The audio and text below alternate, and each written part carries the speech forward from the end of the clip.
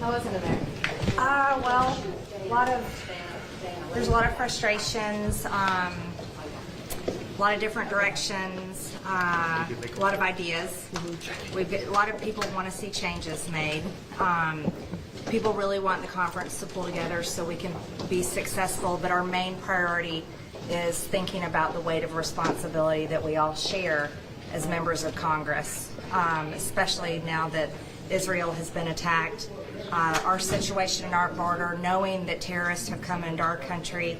Members were sharing their stories of being at the border recently, where there were Iranians coming across, people from Syria coming across, known terrorists that have been caught, so many gotaways, and we're all talking about this could, what happened in Israel could happen in our country. A lot of talk about inflation. And just mainly everyone's frustrated. Talk about changing the rules to motion to vacate has been proposed. Talking about how to vote for a speaker. Should we come to 218 in conference before we take it to the floor, or should we go to the floor and everyone is responsible for their own voting cards? So there's been a lot of different ideas presented, but not really any concession. We're supposed to do that when we get back in conference. What is your view on that? Do you think that if members have not even 218, but they arrive at a majority on a certain candidate here, should that person get the support on the House floor by House Republicans? That was presented, but at the same time, that wasn't given to Kevin McCarthy. Yeah. So people were saying, why do we make that change when Kevin McCarthy wasn't given that? I know for sure I came here to represent my district, and I'll continue to represent my district. And I'm not a member of any group. I'm a free agent, so I don't have to say I'm voting specifically exactly the way the group wants me to. And I think that's important to keep.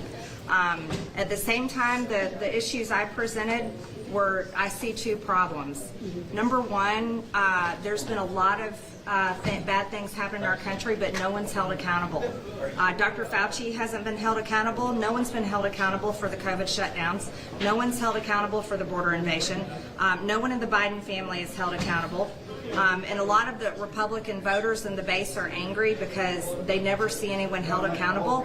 So when a group of 8 joined with Democrats to oust our speaker, that was something people cheered for because they were ready for someone's head on a platter, but it shouldn't have been our Republican speaker. And that's how I feel. Secondly, another situation that I think we really need to change is our calendar.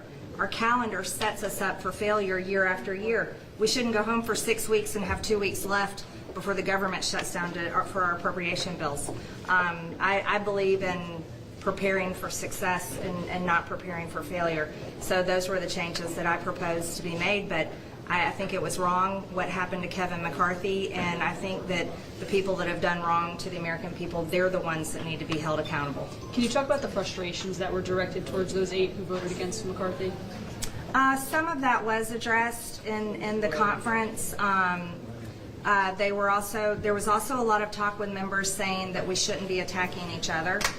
So that was also raised. But yeah, there's definitely frustration toward those 8 people, and there's quite a few members in there that said they're not ready to move forward to elect the speaker. So that was our discussion session, and then we've got conference again tomorrow, and then again on Wednesday. There is no consensus on any specific individual that you want to lead you, or any way that the rules around that? No, there's a group that are still aligned with Kevin McCarthy and would like to bring him back as speaker.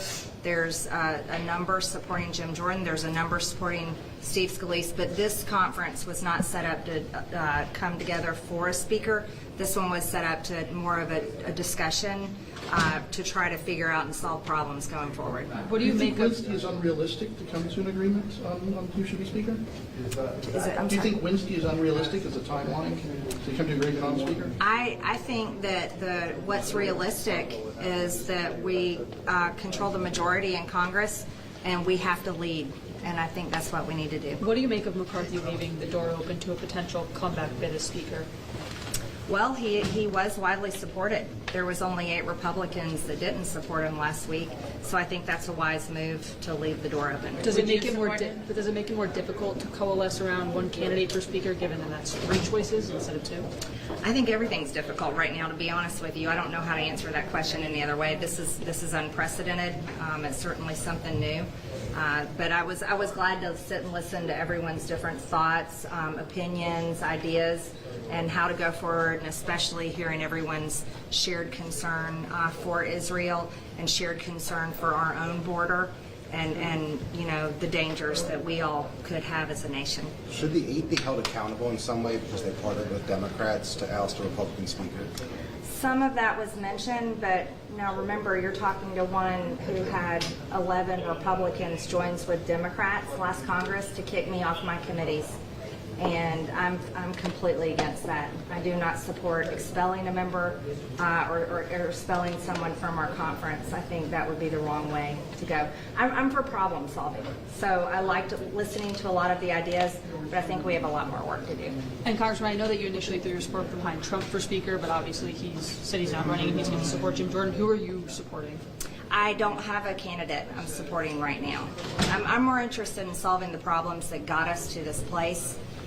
And then being able to find a candidate. So I'd prefer to stay in a meeting like that all day long instead of just a few hours at Who do night. you, so far of what you've heard, who do you like so far? Are you leaning anyway? Well, they haven't presented yet. So tomorrow is the candidate forum. So where they'll present their ideas. I supported President Trump as an interim speaker because the American people support him. They support his policies. They're the policies that the American people want back, and we represent the American people, so it made sense to me to bring him in for a short time until we solve issues. Would you support McCarthy coming back into the role? I really want to see everyone present their plan, and again, I want to see the problems solved that got us here. When you talk about the problems, the single member motion to vacate? All of the problems. I mean, we have a whole list of problems that brought us here. Yeah. What do you think should Thanks, change? Congressman. Thank you. Thank you.